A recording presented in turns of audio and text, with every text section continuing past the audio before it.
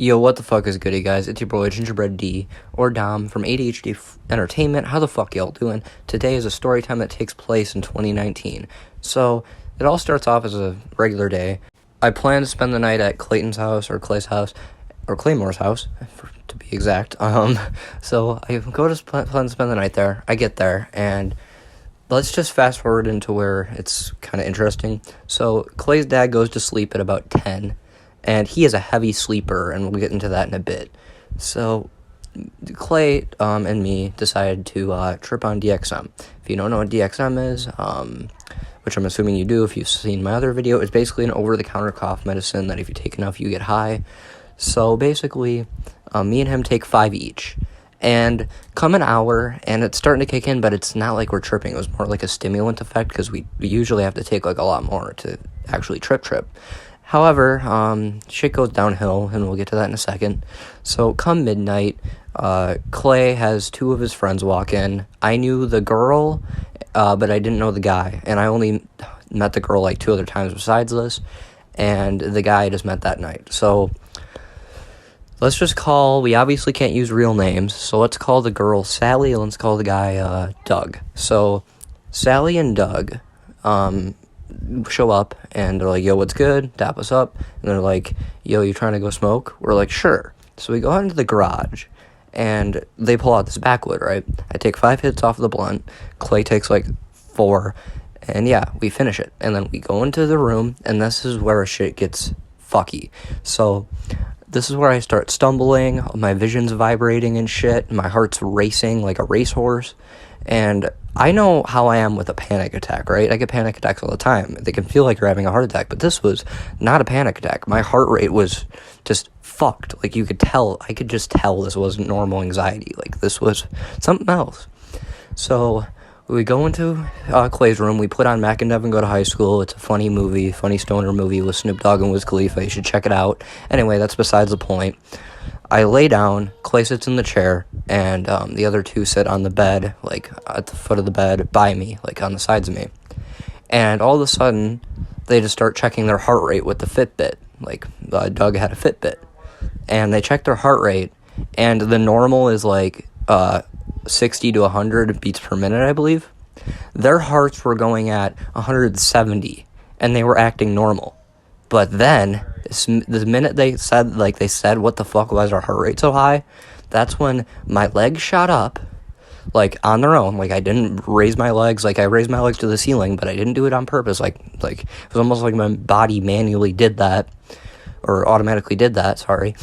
And they just start, like, fucking violently shaking. And then the rest of my body follows, and I don't know if it was a seizure or what, but it started violently shaking. Then my heart rate got worse and worse and worse. And that's when I just tried to close my eyes and let go, and that's when shit hit the fan. I was seeing all these deformed faces. I was seeing, like, light sources that looked like fucked up faces. I was seeing gore, just every fucked up nightmarish thing you could think of as a hallucination under my eyelids. And then that's when my auditory senses started fucking up. Everything started echoing. The TV started echoing, people's voices started echoing, and that's when I started screaming, this is the afterlife, I'm dead, this is the afterlife, blah, blah, blah, blah. And then that's when my words went to fucking gibberish. So at first, in my head, I thought I was saying words, or screaming words, but then when I finally realized I was actually speaking gibberish, that's when my brain went to mush, and that's when my thoughts became gibberish. It was almost like I was, like, thinking in a foreign alien language, and then some English words but put together made no sense, like word salad. And yeah, that's when everyone started freaking out, because I kept screaming, dead, I'm dying, dead, and just screaming gibberish. And that's why I was like, what the fuck, how did his dad not wake up? Like, his dad must have been a heavy sleeper, because we weren't even allowed to have these 2 people over, but yeah, his dad must have been a heavy fucking sleeper. Anyway, so that's when everyone starts freaking out, and I look over at Clay, and that, like, open my eyes, look over at Clay, and everything is blurry. Like, it has, like, an ominous brightness to it, like, kind of like a horror movie corridor, you know, kind of scene. Everything's, like, an ominous, dark, but bright. I don't know how to explain it. You can picture it, though. And everything's blurry. Like, I hardly make out everyone's faces in the room and shit. and that then they're trying to calm me down, Doug and Sally, but their words are echoing so much that I can hardly understand what the fuck they're saying. All I know is that they're trying to be comforting. But the words I do make out is when Sally and Doug run into the hallway, and Doug is like going, "Calm down, Sally, calm down," but it sounds like calm down, and then Sally's like bawling her eyes out, just fucking crying, going, "You don't understand drugs, Doug, the seriousness." Yeah, it was fucked. And then they left, like they left, and then I had to sit there all night, violently shaking, thinking I'm dying, and having this horrible hallucination, whatever the fuck was going on. And then when I finally snap out of it, I'm like, "Clay, what the fuck happened?" And he's like, "I don't know." And to this day, he won't talk about what he experienced. All he tells me is, some horrible shit happened to me too. But here's the thing. I had it worse than him. Because all I remember is him just, like, having his head in his shirt. Like, you know, he put his head in his shirt and it was just being really silent and, like, making, like, weird movements with his hands. Like, he wasn't violently shaking or screaming. He was just silent with his head in his shirt, just, like, making weird, you know, hand signs and shit. And, yeah, so I had it worse than he did, at least, because, yeah. And, yeah, that's about it. He won't talk about it this day besides, I was just making weird symbols with my hands and I don't know, some fucky shit was going on. But that brings me to the moral of the story. Moral of the story is only smoke with people you trust. Because think about it. Me and Clay have taken way more DXM than that and did not have a horrifying experience like that.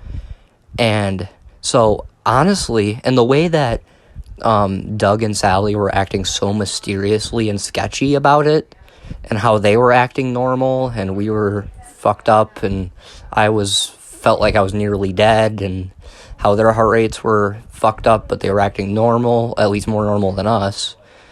And, yeah, it was, there must have been something in the fucking weed, because never in my life has DXM itself done that to me. And plus we took a small dosage, like I said, and didn't feel that way until we smoked the weed. So yeah, there had to have been fucking something in the weed. It was weird as fuck. Yeah, so yeah, moral of the story is only smoke with people you trust. And yeah, because those motherfuckers were mysterious and sketchy and shit. And yeah, it was just a fuck situation. Anyways, I hope you guys enjoy. Also, I just wanted to say, everyone's been telling me to make more story times, or at least a few people. If you comment down below, leave a like on the video, and subscribe. We're almost at 200 subs. I didn't even believe we were going to get this far. Like, I appreciate and love the fuck out of every one of you for this. Like, that's crazy to me. Anyway, just subscribe, like, comment, and I'll make more story times. And a lot of people are like, "Oh, these stories are fake." No. I have no gain faking stories like a douchebag. These are all real life experiences that I've been through. And maybe some of the people that say I'm faking them, sorry, it cut out. Maybe some of the people that say I'm faking the stories, they're probably like really sheltered, because half of the shit I'm talking about isn't even that hard to believe. They're just drugs, sex, all that. Maybe they were just too sheltered and they never had to be around that, but shit you not, all my stories are legit. Anyways, please like, subscribe, comment. I appreciate and love every one of you. Peace.